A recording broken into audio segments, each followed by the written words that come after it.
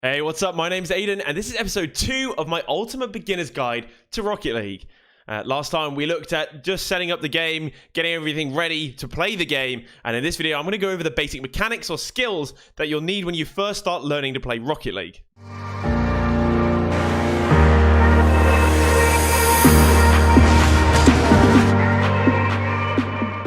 So as I've mentioned before, Rocket League has a really steep learning curve. Now, if you've gone on YouTube, you've probably seen clip montages or clip collections and all these videos of really high ranked players doing amazing things. And you're probably a little bit overwhelmed because you've got in the game and you figured you can't even hit the ball. So what I'm going to go over now are just the few things that you should learn first and work on first in order to start winning more games and to skyrocket your Rocket League ability. Now, from bronze all the way to plat or even low diamond, there's a couple of basic mechanics that will get you really far if you work on getting them as consistent as possible. Now, believe me, if you watch this video and actually spend the time working on these mechanics, you're gonna improve very quickly. So what we'll do is we'll start by just going over every single button on Rocket League and what it does to your car. Okay, so the basic controls in Rocket League. Let's just have a look here at my controls and I'll explain why they are the way they are. It doesn't work for everyone, but this is what I like. So driving forwards and backwards, those are on the triggers. That's standard, it's default. Steering left and right, it's the default, the left thumbstick. I jump with X, so that's PlayStation control, so that's the bottom one. On the Xbox, that would be A. And these are the ones that are important that I change. And I have a good reason of doing that. A lot of people still play with the defaults. I think this is better, and I'll tell you why.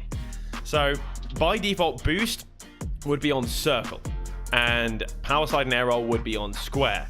That means that your thumb has to jump, it has to boost, it has to power slide and control the camera. You have one finger for then 4 different buttons. I think it makes a lot more sense to use as many fingers as possible, because that way you free up your thumb for just a couple of things, and you'll be using the right stick with your thumb as well to look around. So I've got it set up where I use boost with R1.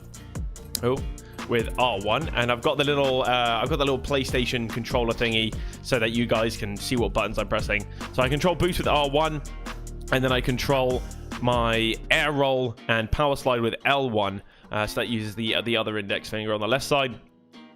Focus on ball. That's the button for switching on and off ball cam. Ball cam is when the camera locks to the ball and follows the ball. When you turn that off, it stops following the ball and it follows the nose of your car instead. I'll explain in a later video why it's important to know when to turn that on and off. Essentially, just to keep it short, you would turn ball cam off for anything kind of on the ground when the ball is close to you, because you have better depth perception, and then when it's in the air or the ball is far away on the ground, you would have ball cam on. I then have rear view on R3, so that's the right stick. When I press it in, I look directly behind me. And then we have air steer, right, left, pitch up and down. That's always on the left stick. That's default as well. Then I put air roll right and left. So you notice there's an air roll button which I have on L1. So that essentially allows me to hold L1 and then air roll with my left thumbstick. These buttons here, what I've got on circle and square, air roll right and left, is to air roll just in that one direction. And I very rarely use it, but there's a complex mechanic called tornado spinning, and I sometimes have a little bit of banter doing it. So yeah, that's the only reason I have those bound to that. And then I have the scoreboard on share. Now that's important. If you want to use my control settings, put the scoreboard on share or select, because otherwise you'll be bringing up the scoreboard when you're air rolling, because I think by default it's set to L1. And I also unbind voice chat, because come on now, no one uses voice chat in Rocket League. There's a reason we've got Discord servers, and the in-game voice chat is terrible. So let's go into the game. Let's see what all these buttons do. So right now I'm holding right trigger. You can see this on my controller overlay down below. And this is just for driving. I can feather it to slow down a bit, and I can control. This is what mouse keyboard players can't do. They can't feather quite as well, but they do also have more responsive controls. So there's a advantage and a disadvantage to that. Then I have the left trigger that brakes and reverses.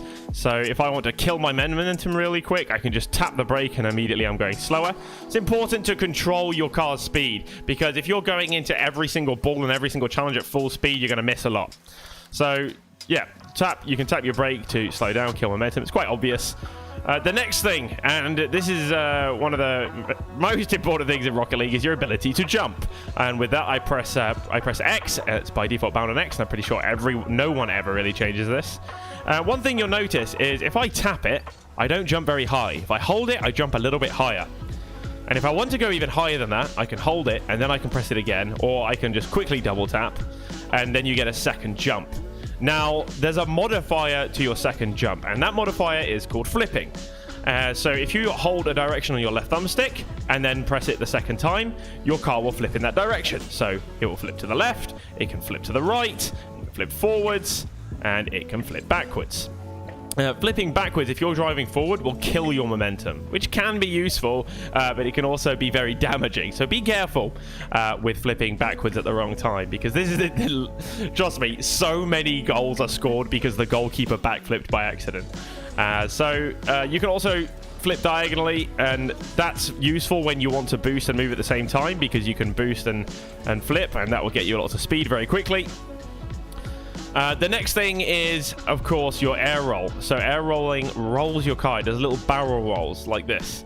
And that's useful for controlling your direction in the air. At lower ranks, you probably use air roll less. But for example, you're going towards this wall and your car is the wrong way around. You can land on the wall by air rolling, or if you're about to land upside down, you can then fix your car to land on your wheels.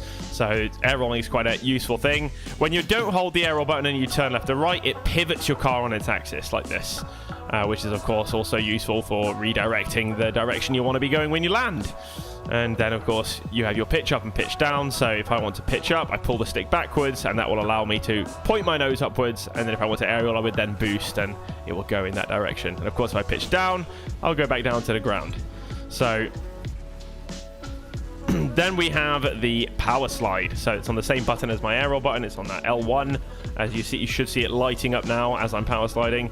Power sliding is really, really useful for keeping your momentum. So if I'm moving along here and I release the accelerator but hold power slide, I will just keep going. This is amazing for when you land or when you're recovering, because your car will keep moving. You don't lose all your momentum. Say, for example, now I jump and I land like this. My car stops, right?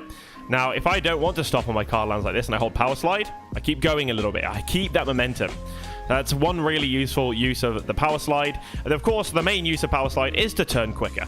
So as you see here, I'm holding the right trigger and then I power slide. I hold it a little bit and I power slide and I power slide. Now, if you go into free play, one thing you should really try is to just test all these buttons and see what everything does to your car.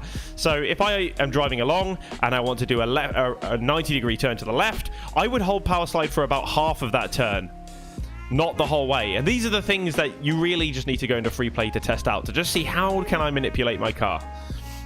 And then, look into, so instead of just holding your accelerator and your power slide, what happens when you hold accelerator and boost and power slide? You get slightly sharper turns. And then you could say, okay, well, what if I release the accelerator and then just power slide and boost? Even sharper turns. So play around with that. Get a good feel of how your car responds to every single button press. Right, so we know how every single button affects the car. Now we need to know, how can we manipulate the ball? Of course, the very first thing you'll be doing when you enter a game is a kickoff. Now, there's a bunch of different positions that you can be in the kickoff, and it's important that we address all of those different positions and what you should be doing as a player. So first, let me explain to you how you can do a good diagonal kickoff. If you're very low rank, you probably noticed that just driving into the ball works, but this is not very effective. If you want to immediately get better at the game with your kickoffs and be immediately more effective, what is important to know is you can boost to the ball and then flip into it. That will get more power on your hit and it will block your opponent's kickoff better. Now, I'm sure you want to know, how can I do this even better? Well, let me show you a very simple kickoff, which is worth practicing in free play a little bit. It is quite a simple one, but it does take a little bit of practice. But essentially, you would boost to about this pad, front flip, and then left flip. Directly left flip, not a diagonal flip. It's always directly to the left, because you want to be hitting on kickoffs the important thing to remember is you always want to be hitting the ball right in the middle, because if you hit it to the side and they hit it in the middle, it's going to go past you and into your corner. And sometimes if you don't hit it high enough, if you hit it at the bottom and they hit it in the middle, they're going to push the ball over your car. And so sometimes you might see that the ball goes straight over you and into your net, and then you're not happy because you're immediately 1-0 down, your team forfeits, and and this is Rocket League. So that's a good simple kickoff. I'll show you one more time. Now just pay attention to the timing at which I flip and the points at which I flip.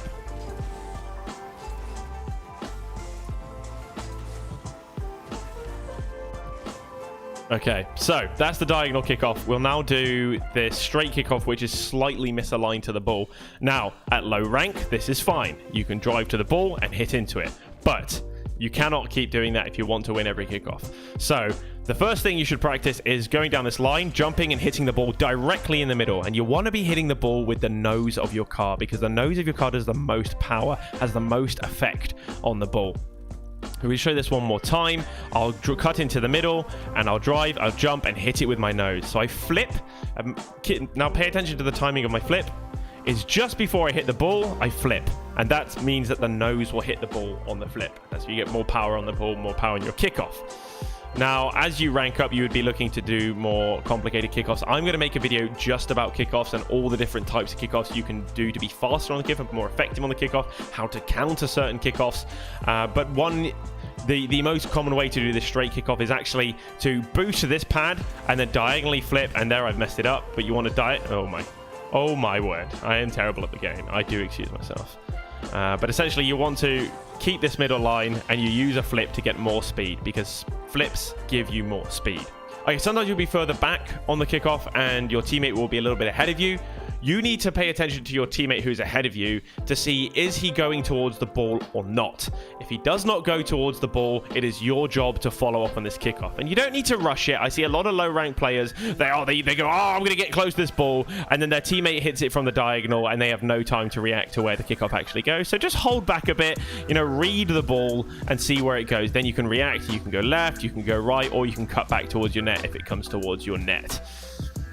Now, sometimes when you're on the diagonal kickoff, you'll have a teammate on the opposite side. This is a moment in which you need to use those quick chats, which are on the D-pad. If you press up twice, it will say, I got it. If you press up and then right, it will say, take the shot. And that's how you let your teammate know whether or not you're going for kickoff.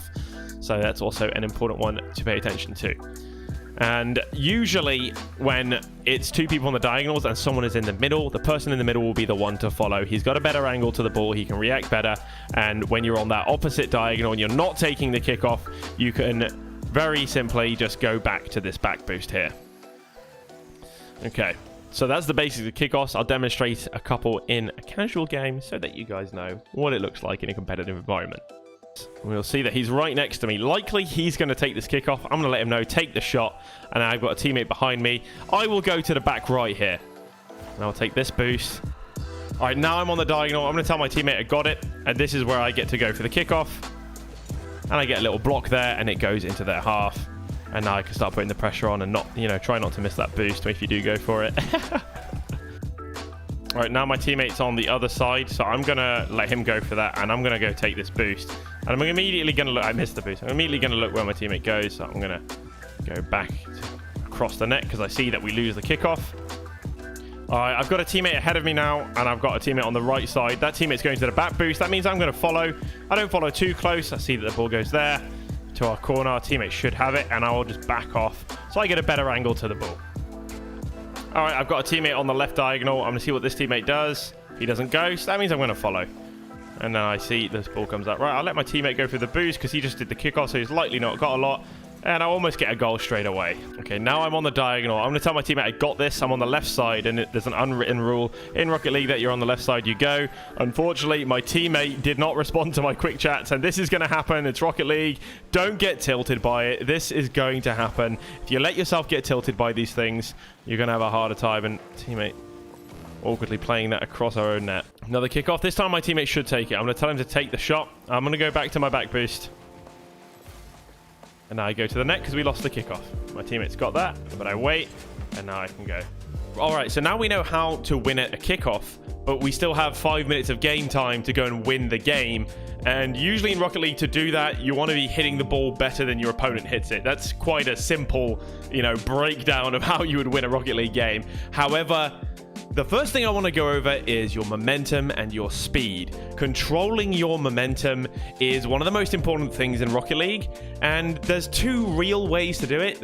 You've got your boost, and then managing that boost, but then you've also got flipping when you don't have boost. There's also a mechanic called wave dashing. It's a little bit more advanced, and I think if you're from bronze to plat and you're new at Rocket League, it's not really something you're going to be wanting to spend a lot of time at the moment working on.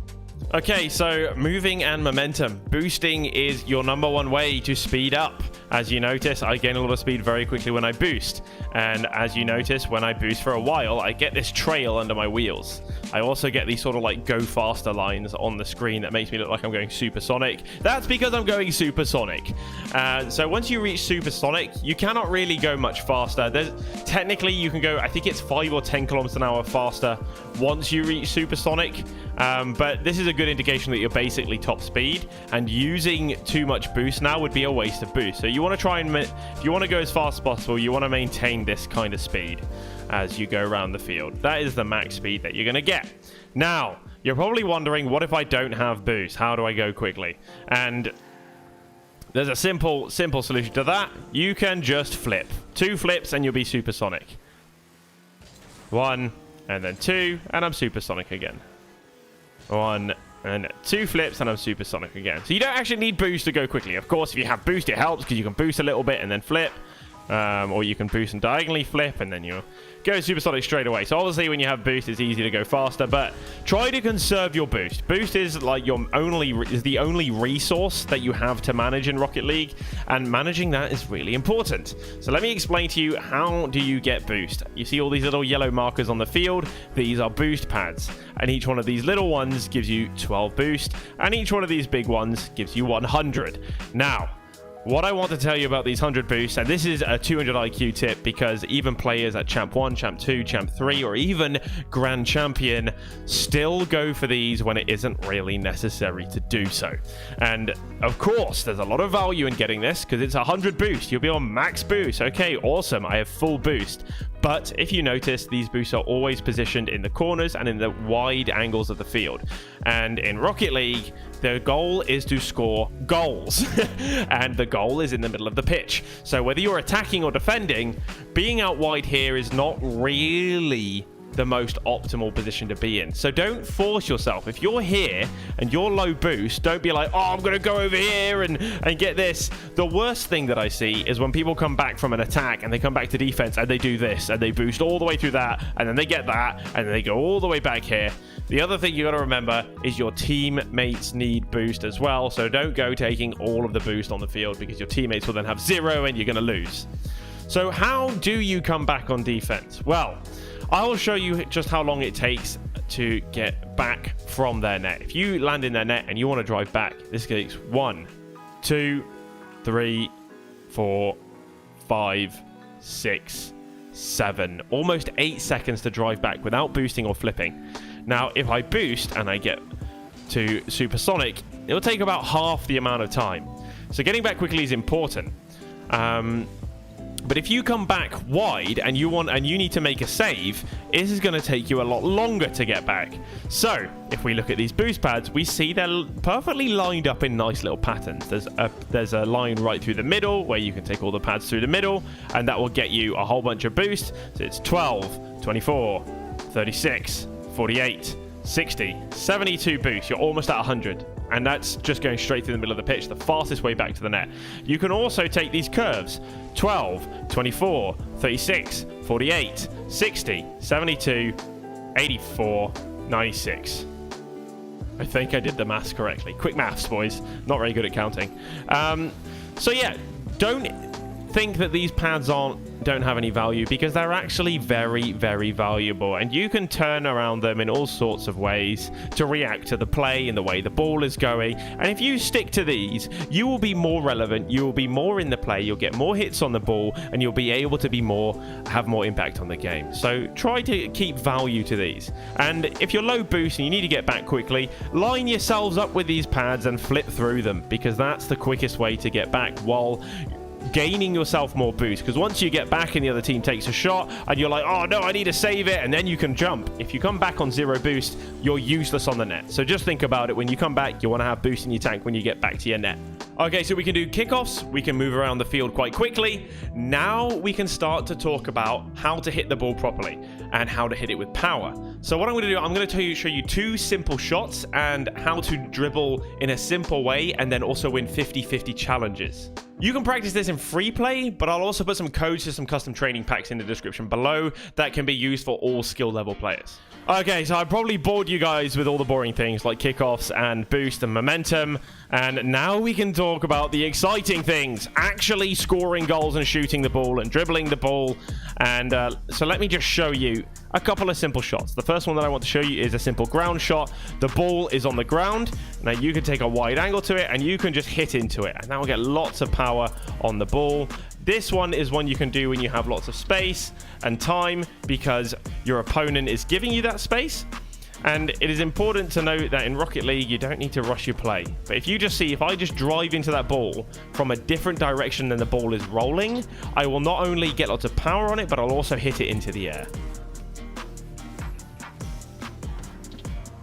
So that's a very simple shot. And the way to do this is to take a touch, and then you want to turn your ball cam on and then hit into it. That's all you need to do. If you go into free play, I would practice this for 10, even 20 minutes until you start to feel comfortable with just hitting it. And you are going to miss the ball, and that's fine because everyone misses the ball. But this is one of the best ways to get easy, powerful shots on the ball. And you can just try and follow it around, follow this ball, drive alongside it, and just hit into it. And once you get comfortable with that, try, hitting it into the net, not just hitting it around the field. So the next shot I want to show you is a bounce shot. Now, when the ball bounces, there is a way to get loads of power on your hits and lots of height, and that was not very powerful, but it was kind of the idea. So when you hit the ball, as it bounces up, it's sort of reaching like peak momentum, and you want to use that in your shot to then hit into it. And when you go for a bounce shot, quite often you want to be flipping into it. So what you can do in free play is go to the kickoff, take a touch, and then try to flip into it. Now, when you flip into the ball, certain areas of your car are more powerful than others. So the most powerful areas of the car is, of course, the front of your car. The front of the car being the nose, and then the corners of the car actually are slightly more powerful than the very front. So if you want to get maximum power, try hitting the ball with the corners of your car with a diagonal flip. So you would flip into the ball like this, diagonally, and that's how you'll get more power. But if you're also just hitting it with the nose, it's also fine. And if you hit it with the roof of your car, it does quite little power. The side of your car does quite little power. The back of your car also quite little. But the weakest shots that you can take are with the bottom of your car. It almost kills the momentum on the ball. So important to know that you should hit it with the front. So try practicing this. Pop the ball up, make a little bit of an angle, and as it's about to bounce, you just want to hit that ball. Try and get these balls on the bounce, because that's how you get the most power. And a lot of pro players still warm up like this, because this, in Rocket League, essentially the main thing that a lot of people have problem with is just getting good, consistent, powerful hits. Because if you're not getting powerful hits, you're not going to trouble the goalkeepers, you're not going to trouble the defenders. They're going to have an easy time saying you need height and you need power. That's how you beat defenders. So keep doing this and try to aim for the top right and top left. Those upper Benjamins, those top bins. Get height on those shots, get power on those shots. Okay, so you want to beat players on the ground, so dribbling is important. Now, if you've watched any fairly high level players, I would say from like diamond and up, is players often tend to dribble like this. And there's lots of advantages to this because I can have it on the front of my car, I can flick the ball, which sets up really good shots. But as a new player, this is quite difficult to do because you need to have really good control of your car on the ground to be able to keep the ball on your roof. So we won't cover that now. I will do it in a later video, however. But for now, what I want you guys to do is just to focus on keeping the ball close. Keeping the ball close in Rocket League makes everything so much harder for your opponents because it makes it harder for them to read you. It makes it harder for them to challenge you and dispossess you from the ball. Because when you have the ball close and they challenge you, you can jump and 50 it. And what I say by 50, a 50-50 is usually what we say to describe a challenge at which it could go either way.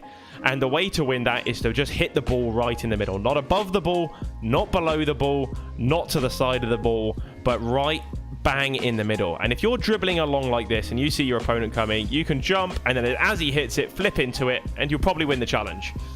There's other types of 50s to win the ball. There are soft blocks and things, but we'll go into that again another time. I'll do a whole video on 50ing. But you want to try and focus on keeping this ball as close as possible.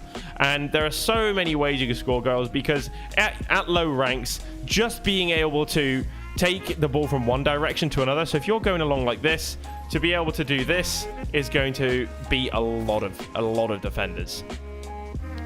And you can set up shots from this angle. You know, there's power shots where you can swerve away from the ball. You can also keep it close. You can slow it down. And you can just weave in and out. And then you'll get little touches that will make it difficult for your opponent. So try to keep that ball close as much as possible. And use the side of your car to turn the ball and change the direction of it. You know, I'm sure you're wondering why I haven't mentioned aerialing yet.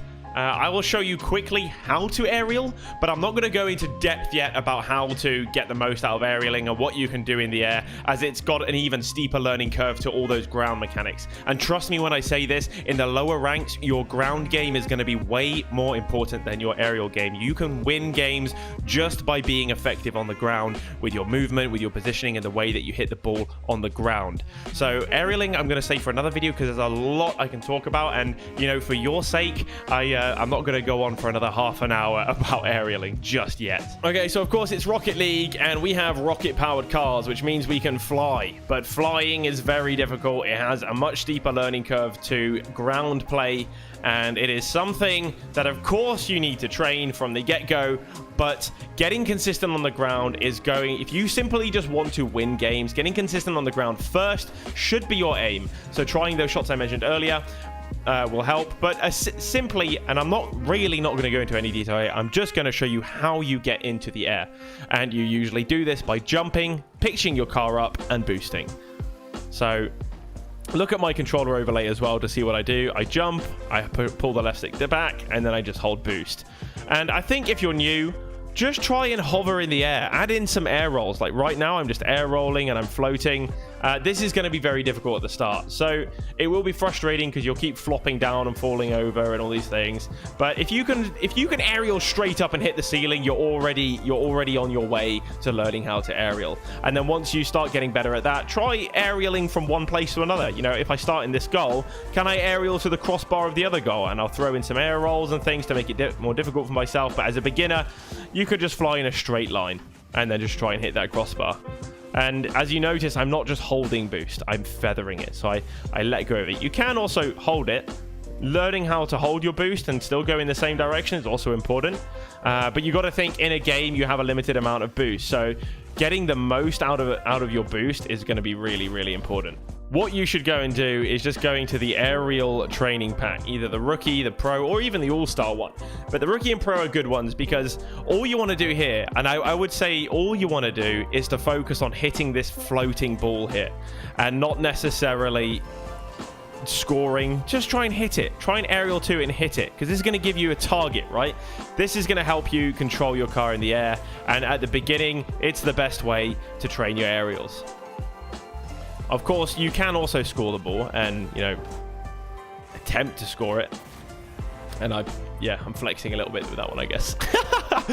But, yeah, just try and aerial up to this ball and hit it, and then do the next shot and the next shot. And the better you get at it, the more consistent you get, and you're going to start hitting more aerial balls in games too.